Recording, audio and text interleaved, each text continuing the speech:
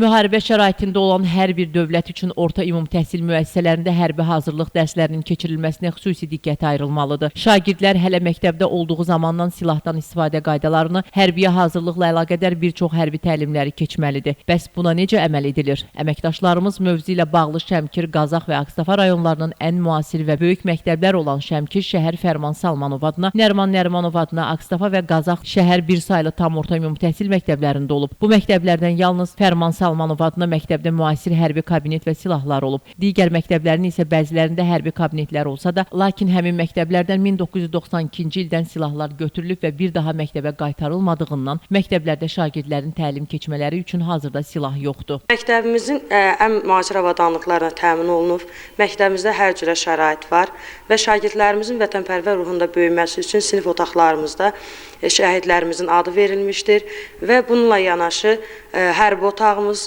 mövcuddur və bu kabinetdə bütün avadanlıqlarla təchiz olunmuşdur. Bizim məktəb uyğunlaşmış bina olduğu üçün hərbi kabinetimiz var və hərbi plakatlardan şagirdlər istifadə edə bilir. Ancaq heç bir hərbi sursatımız yoxdur. Bunu qoymaq üçün də münasib yerimiz yoxdur. Ancaq hərbi dərslər keçilir. Qeyd edək ki, Qazax və Ağstafa bir saylı məktəbin hərbi hazırlıq fən müəllimlərinin hər ikisi polkovnik leytenant rütbəsi ilə hər bir xidmətlərini başa vurub. Bu mütəxəssislərin hərbi hazırlıq dərslərinə münasibəti isə fərqlidir.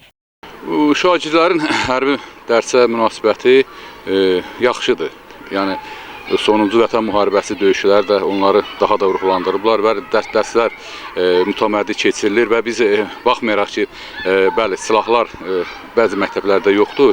Yəni biz bu silahların olmamasına görə yəni bir balaca demək olar ki, çətinlik çəkir. 44 gün müddətində rayonlarımızı işğal altından azad etmək bizim gənclərimizin, bizim hərbçilərimizin, bizim vətənpərvər igid qardaşlarımızın süzayəti nəticəsində olubdur.